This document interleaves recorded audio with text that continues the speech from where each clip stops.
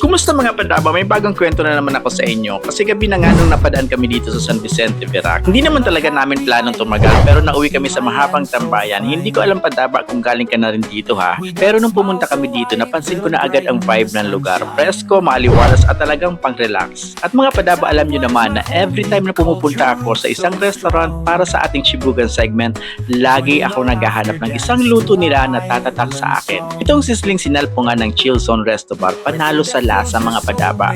Ang sarap at may pagka-spicy ang timpla lalo na kung mainit pa. Natikman ko rin dito sa Chill Zone Resto Bar ang nachos, sisling sinalpungan, buttered chicken, pansit canton gisado, beef bulalo, pork sisig at chow pan rice. O diba? Ang dami mga padaba. Yung bulalo, comforting. Yung sisig, sakto ang timpla. Yung nachos at chow pan rice, perfect pang share sa buong tropa. Ang maganda pa dito mga padaba sa Chill Zone, open sila daily from 8 a.m. hanggang 3 a.m. ng sunod na araw. Kaya kung late night cravings o pangbarkadang tambayan sa gabi, perfect na perfect ito. Pwede kayo mag-chill dito ng barkada for late night gatherings kasi free din naman ang video okay. Kain, kantahan, kwentuhan, kompleto na, hindi na kailangan lumayo. Nalaman ko din pala mga padaba na tumatanggap din sila ng delivery at catering services para sa mga occasions katulad ng weddings, birthdays, debut, anniversaries at iba pa. At ang maganda pa dito mga padaba, may posibilidad pa na libre ang venue kung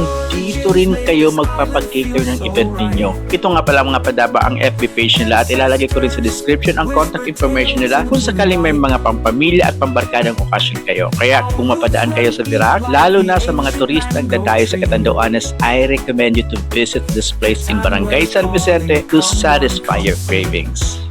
Maraming salamat mga padaba sa panonood ng isa na namang Chibugan segment at recommended places to dine in Catanduanes. Ako si AJ Solero, proud Katandunganon, ang inyong happy Islander.